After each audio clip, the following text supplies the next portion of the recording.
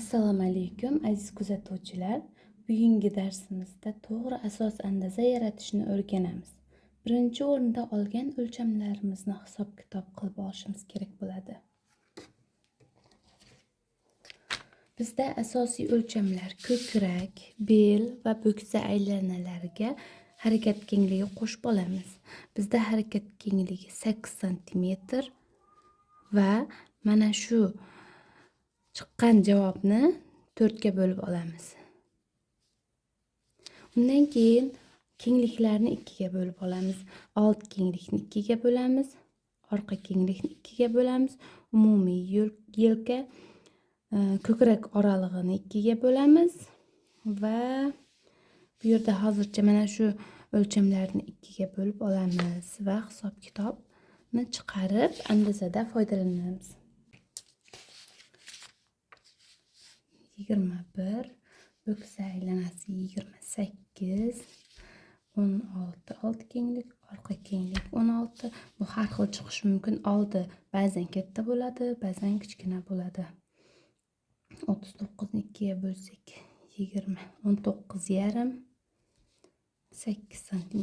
Mana shu sonlarni foydalanib andaza chiqaramiz. Andaza chiqarishimiz uchun mana shu ko'krak, bel, bo'ksa aylanasining ichida qaysi biri eng katta bo'lsa, ana shu katta sonni eniga 2 marta chizib olamiz. 28 ni 2 martasi 56 cm. 2 marta 28. 28 belgilab oldik. Endi mana shu nuqtadan pastga qarab bel uzunligini kiritamiz. Old bel uzunligi. Bizda old bel uzunligi 41 cm. 41 cm. Bu bizda bel liniyasi. Bel liniyasidan pastga 20 cm ni o'lchaymiz. Bu son bizda standart bo'ladi. Velikan razmerlarga ham 20, kichkina razmerlarga ham 20 cm ni belgilaymiz. Shu nuqtadan eniga 56 cm ni chizib, koordinata to'g'rimizni yopamiz. Bu nuqtani ham birlashtiramiz.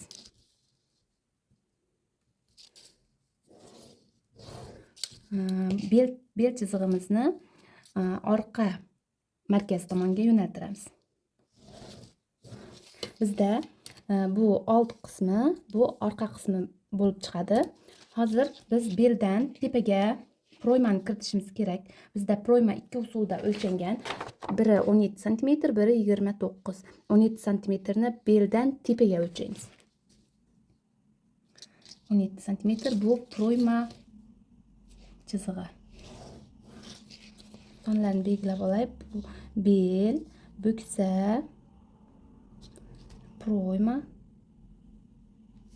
Bu yelka chizig'i.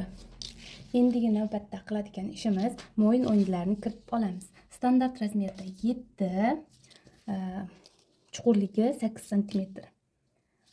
Buni o'zimizning xohishimizga qarab, klientning talabiga qarab o'zgartirib o'tiramiz. Endi mana shunday formali lineyka bilan mo'yin o'yindisini shakl berib olamiz. Undan keyin qiladigan ishimiz vытяжка kiritamiz. Vытяжка ko'krak oralig'ini yarmisi. Bizda 8 cm. 8 cm ni bu yerdan o'lchasak ham bo'ladi, beldan o'lchasak ham bo'ladi. Mana shu liniyadan to'g'ri yuritib, yelka va bo'ksa chiziqlarini birlashtirib olamiz. Mana biz birlashtirib oldik. Endigi navbatda ko'krak balandligi kiritishimiz kerak. Ko'krak balandligi mana shu nuqtadan vытяжка chizig'ida joylashadi. Bizda ko'krak balandligi 27 cm.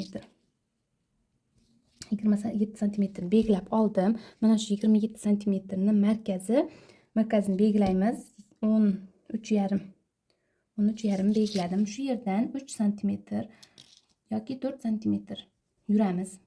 Bu chiziqqa 90 gradusda. Endigi navbatda ko'krak balandligini mana shu liniyadan o'tkazib yana bir marta takrorlaymiz. 27 cm. Bu yerda yelka chizig'iga 0,5 cm yetmayapti. Bu tabiiy hol. Buni yopganimizda, ko'krak vatichkasini yopganimizda mana bu liniya bilan bu liniya bir xil chiqishi kerak. Endigi navbatda bizning qiladigan ishimiz umumiy yelkani kiritamiz. Umumiy yelka bizda yarmisi 19,5. 19,5 dan 8 ni olamiz. 8 ni olsak 11,5 qolyapti. 11,5 ni mana shu yerga kiritamiz. Aylana shaklida tochka qo'yib chiqamiz. Hozir bu yerda old yelka qiyaligini kiritamiz. Bizda old yelka qiyaligi 25 cm. 25 cm ni mana shu nuqtadan tepaga qarab yo'naltiramiz.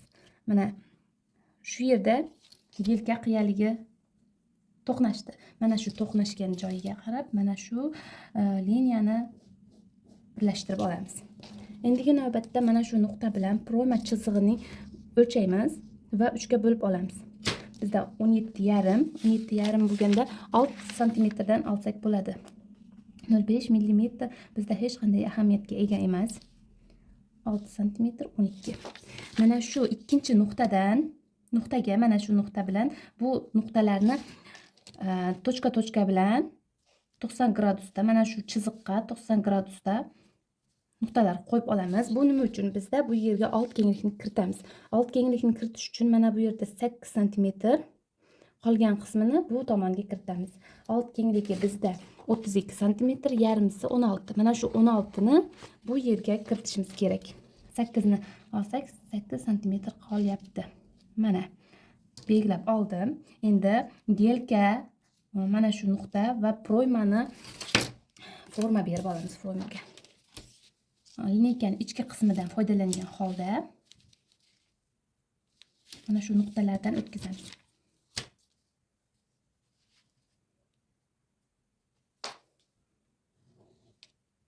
Bunday lineykangiz bo'lmasa, qo'l bilan chizsangiz ham bo'ladi. Endigi navbatda biz proymaga ko'krak aylanasining 4 dan 1 ni kiritamiz. Bizda 24 cm.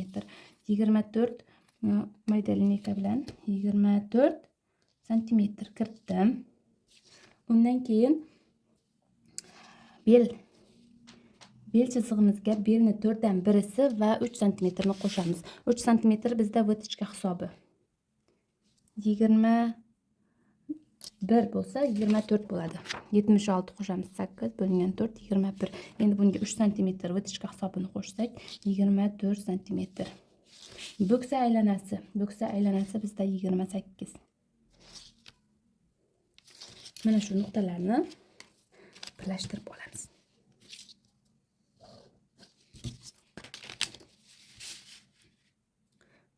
Sal avvalni qilib etak qismini mana shunday birlashtiramiz.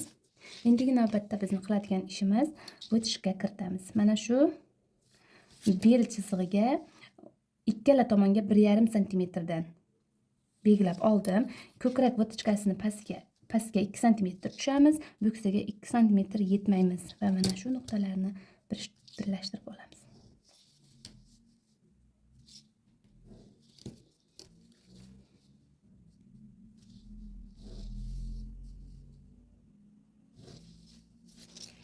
Bizda old qismi tayyor bo'ldi. Endi orqa qismini chizishga o'tamiz. Orqa qismini chizganimizda orqa bel uzunligini kiritamiz. Orqa bel uzunligi bizda orqa bel uzunligi 39 cm, old bel uzunligi 41 edi. Endi mana shu beldan tepaga qarab 39 cm ni belgilaymiz. 39 cm ni belgiladim. Standart razmerda raznica 3 cm gacha bo'ladi old va orqa qismida. Undan keyin mana shu nuqtadan tepaga 3 cm yuramiz. Belgilab oldim. Mo'yn o'yindisi bizda 7 cm eniga. Mana shu nuqtani mo'yn o'yindisi chizib oldim. Undan keyin qiladigan ishimiz vatichka kiritamiz. Bizda vatichkamiz 8 cm. Yelka va bo'ksa chiziqlarini birlashtiramiz.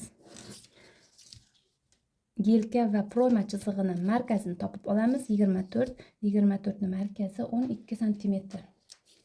12 cm mana shu yelka nuqtasida 1 cm bu tomonga yurib olamiz va bu ikki nuqtani birlashtiramiz. Bu orqa yelka vatichkasi hisoblanadi. Undan keyin orqa yelka qiyaligini kiritishimiz kerak. Orqa yelka qiyaligi bizda orqa yelka qiyaligi 41 santimetr. 41 santimetrni belgilaymiz. Yelkamiz 11,5 santimetr. Bu tomonda qancha bo'lsa, bu tomonga ham shunchani belgilaymiz.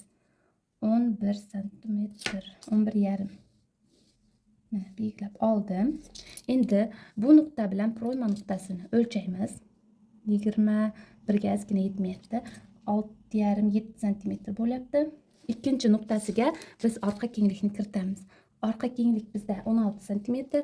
Unga 1 santimetr orqa kengligi uchun harakat kengligi qo'shdim. 17 ni belgiladim. Endi mana shu nuqtani va bu nuqtam proyma chizig'ini birlashtirib olamiz.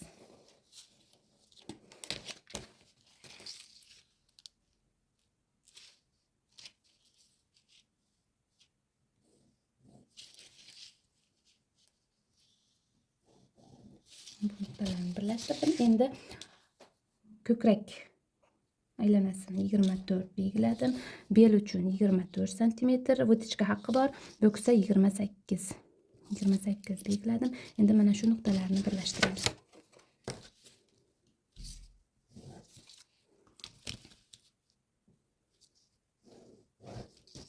Vitichka kiritamiz 1,5 santimetrdan ikkala tomonga. Bo'ksaga 2 santimetr yetmagan holatda va proyma chizig'i bilan birlashtiramiz.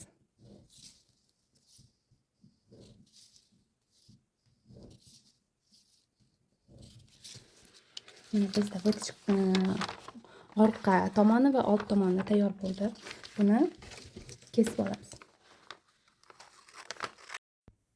Bugungi asos andoza chizish darsimiz sizlarga manfaatli bo'ldi deb o'ylayman. O'zingiz tushunarli darajada konspekt qilib oling va videoga like bosib, kommentariy yozishni unutmang. Savollaringiz bo'lsa, kommentariyda yozib qoldirishingiz mumkin va Instagram sahifamga ham obuna bo'lib qo'ying.